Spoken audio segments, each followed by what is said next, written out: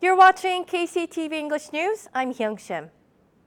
Seoul rejected the province's proposal to implement a direct mayoral election system. The provincial government explained in a briefing session on Thursday that a committee under the Prime Minister's office rejected the proposal on Monday. The Ministry of Interior and Safety thought there will be problems in the segregation of duties between the governor and mayors. It added that the election system is incompatible with the original purpose, setting Jeju as a self-governing province. Thus, Democratic Party of Korea lawmaker Kang Chang-il's proposal to amend the Jeju Special Act to implement the mayoral election system lost momentum. Jeju City will deploy 53 foreign seasonal workers to help fill a labor shortage of local farms. The workers were selected from family members of immigrants from Vietnam and China married into Korean families and living in Jeju City. The laborers will be assigned to local farms by the end of this year and work up to 90 days to harvest mandarin oranges and farm winter vegetables. In the first half of this year, the number of people using local golf courses increased sharply than last year.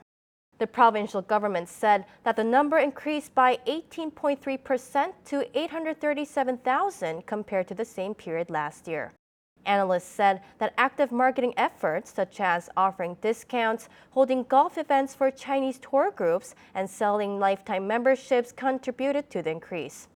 The number is expected to continue its growth in the second half of this year as provincial government decided to cut 75% of consumption tax on membership-based golf courses for 2 years. More than 500,000 people have visited the media art Bunker de Lumiere Klimt exhibition held in Seongsanip. Since its opening on November 16th, a daily average of 3,000 people have been visiting the exhibition. With a month left until its closing, the total number of visitors exceeds 500,000 people. The Klimt exhibition will be closed on October 27th, and the Bunker de Lumiere will feature a new exhibition from December. Bunker de Lumiere is an art and music immersive experience exhibition hall created outside of France for the first time in Jeju. With the 100th National Sports Festival just a week away, the torch was lit in the southernmost part of the Korean peninsula at Manado Island. 20 Manado residents, including Seogwipo City Mayor, attended the torch lighting ceremony in Manado Island on Thursday at 2 p.m. They read aloud the declaration and a greeting message. The torch relay began with the first torchbearer, Park Jong-ok, the lighthouse director of Manado Island. The torch was then delivered to Kim Hee-ju, the head of a village of Manado Island, and subsequently to students attending a school in Manado Island. The torch lighting ceremony also took place at Manisan Mountain in Ganghwa-do, Imjin-gak, and Dokdo Island. Torch relay will continue across the nation through October 4th. It's time again for Film Focus. Here's Mike Lehman with a couple of new movies available now on KCTV's VOD service. Diverging from the big-name movies we had last week, it's now time to take a look at two you've likely never heard of before. This is where the majesty of VOD shines through, introducing you to actors, stories, and moments you might never have stumbled across otherwise. This week features Crooked House, based on a novel by Agatha Christie, and Bel Canto, about a soprano taken hostage in South America. But it doesn't stop there. If you buy Crooked House on KCTV's VOD service, you'll receive a 5,000 won coupon for the streaming platform. Not too bad at all. But enough of that. Let's dive right in. Welcome to another edition of Film Focus. I'm Mike Laidman.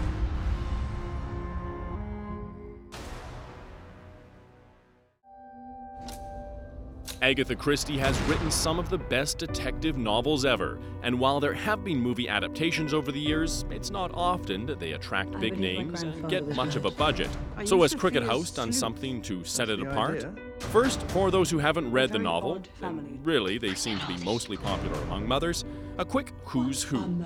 Spy turned private detective Charles Hayward is lured by his ex-lover to investigate the mysterious events surrounding her grandfather's murder, all before Scotland Yard does their own investigation and reveals dark family secrets.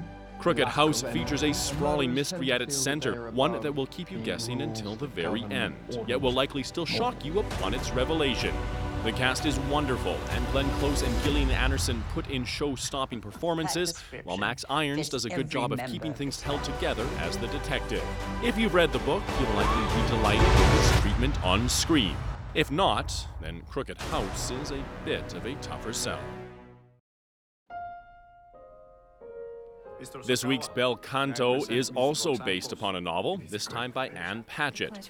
Julianne Moore plays a famous soprano who travels to a military dictatorship in South America to give a private concert for a wealthy Japanese industrialist, played by Ken Watanabe. But things take a turn, and the whole venue is taken over by guerrilla fighters demanding their imprisoned comrades be freed. During the month-long standoff, the various characters, from different countries and speaking different languages, are connected through the beautiful voice of Moore's character. While Bel Canto features strong performances from Watanabe and Moore, whose lip-syncing is a little questionable, to be honest, and features a strong but not overbearing message, the movie can't quite attain the heights it wants, and so we, as the audience, are left just that little bit unfulfilled. A good movie, but not a great one.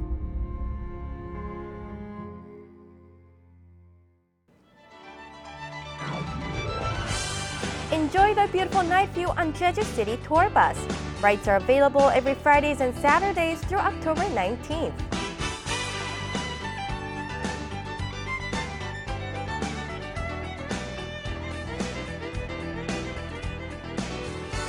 Enjoy a unique and modern take on the works of Gustav Klimt and Hundertwasser at the new Bunker de Lumiere.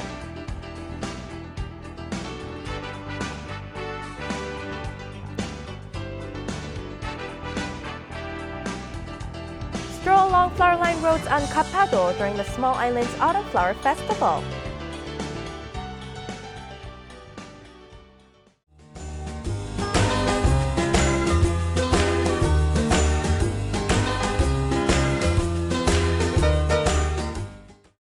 Taking a look at our weather, we expect skies to be cloudy with occasional rainfall throughout Saturday. For more details, here's your forecast.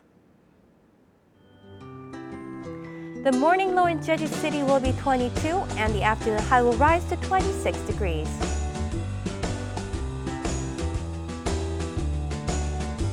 Down south in Seogwipo, we'll also have a low of 22 in the morning and a peak at 26 in the afternoon.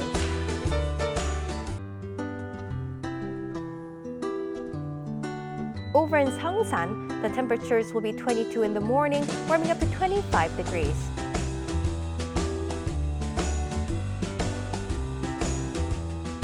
Across the island in Kosan, we expect a low of 22 and a high of 26 degrees.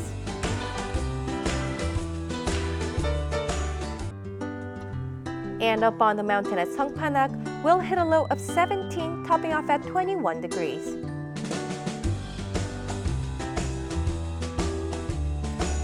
Out on the water, winds will be out of the southeast and south at a speed of 8 to 12 meters per second, with seas between 1 and 2 meters.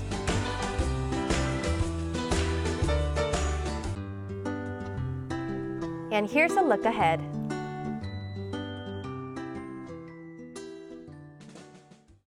Thank you for joining us today at KCTV English News. Please find us on YouTube at KCTV E-News Jeju and on KCTV's VOD service. 시청해주신 여러분 고맙습니다.